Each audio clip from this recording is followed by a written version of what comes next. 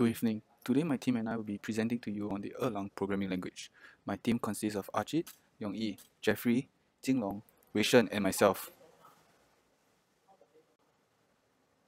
First, we will give you an introduction to Erlang as well as a little history of it. Then we will talk about how it works as well as present some real use cases of Erlang. Lastly, we will end with the pros and cons of Erlang.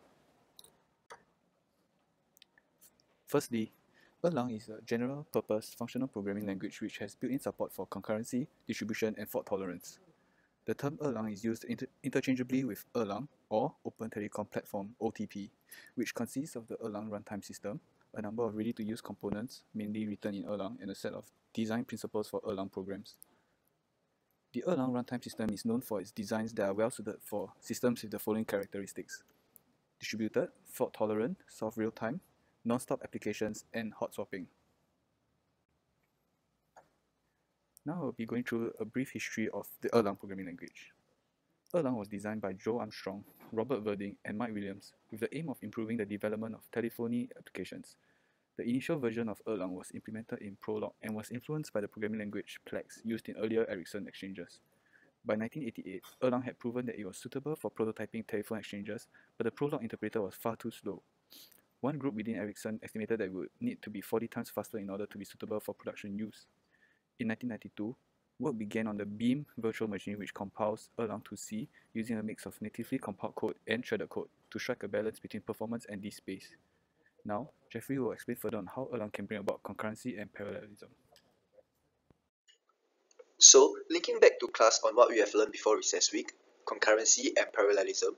First, I will give you a brief scenario on how each issue will occur and putting them into computer before passing my time on to Jinglong to explain to you how Erlang will help in these cases.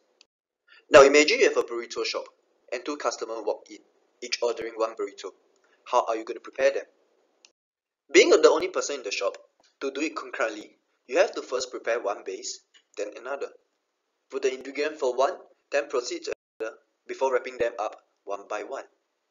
Well, keep in mind that these two burritos are always in partial state of completion at the same moment. What could be done is only switching between each burritos because of the limitation of only having one pair of hands. Well, in order to work in parallel, we need to have a co-worker to work on it together.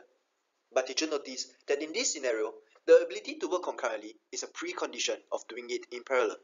What if there isn't enough space counter for two burritos? Well, this means that your co-worker cannot work on it at the same time. So how do we put this concept into computer? Well, on your computer, even if you have only one CPU, you could be running multiple programs and each appear to be running simultaneously. In reality, the computer is switching between tasks, and just that it's so fast that we do not know that they are even switching. This switching between tasks is called scheduling, where the computer has to decide on which task to work on at any given moment.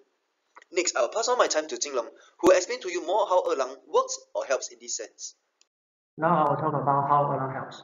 We have two types of scheduling, primitive and cooperative scheduling. For cooperative, processes voluntarily yield control periodically or when idle in order to enable multiple applications to run concurrently. But primitive has the ability to interrupt certain tasks and resume them at a later time without the cooperation between each task.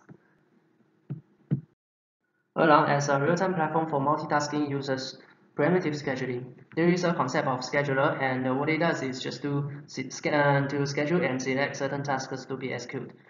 Apart from that, it is also responsible for garbage collection and memory management. The selection process of which task to be executed is based on the priority level of those tasks. And the priority level is configurable, and in each priority level, processes are scheduled in a round-robin fashion. Also, there is a concept of reduction number for each process. It's a counter which is normally incremented by 1 for each function call. The reduction number for each process will also be taken into consideration. Once the reduction number reaches the maximum, which is normally 2000, the task or context will be switched by the scheduler regardless its own priority level. So here is the architectural diagram of Erlang PN. As you can see, we can set up several schedulers. Each of the scheduler will manage their own run queue, and the migration logic is introduced to prevent idle scheduler and balance out all the tasks across all schedulers. Thank you, Jinlong. I will now demonstrate how simple it is to code concurrency in Erlang. In the red box, there's a simple program with two threads. I have put comments and equivalent Java codes on the right. As you can see, all methods in Erlang are by default able to run in different threads. And to run them, you can simply use the built-in spawn method. There's no need to create runnable, callable, or even a thread pool. Below is the output of the program. So there is a 0.63.0 in the output, which is the PID of the main thread. So in Erlang, each thread is identified by a unique PID. Why is this useful, you may ask? Well, as you all know, Erlang is very efficient and vastly used in messaging apps. So PID, one way of using PID is to communicate between threads. So here is a program illustrating the use of Erlang PID. In this program, two threads, ping and pon, will be sending messages to and fro to each other. Ping will send ping to pon, and pon will send pon to ping. In the start method, line 24, pon thread will start first, returning pon's PID. Pon thread line 13 contains a message listener that listens and acts upon the message received. Back to the start method, line 25 will start ping method, passing the number of times it should send messages and PID of pon. In this case, the destination it should send messages to. Once ping starts, it will send ping and its PID to pon's PID using an exclamation mark at line 6. It will start a message receiver to listen to messages on line 7 as well. On line 17, when pon receives message with format of ping and pin's PID, it will send pon to pin's PID. It will then call itself again to start the listener. So at line 8, when ping receives pon, it will print the message and start itself again. This continues until the number of times, in this case 3, reaches 0. Ping will then jump to termination at line 1, sending finished to pon and print out ping is finished. Pon, upon receiving finished, will only print pon finished. The program will end here. As you can see, by using Erlang, program that involves concurrent message sending and process between threads can easily be written as above. This is only the tip of the iceberg of what Erlang is capable of. Thank you, Yong-Yi. So now I'm going to look at a real-life example of how Erlang is used. Well, I believe you use WhatsApp very often for communication with friends and family. But did you know that its code base is based on Erlang? Concurrency in a messaging app like WhatsApp is very important, especially since it has to process over 50 billion messages per day. So this is where Erlang comes in. Its server, which is based on eGBT, which is basically an XMPP server, uses Erlang to perform the back-end message routing on a real-time basis.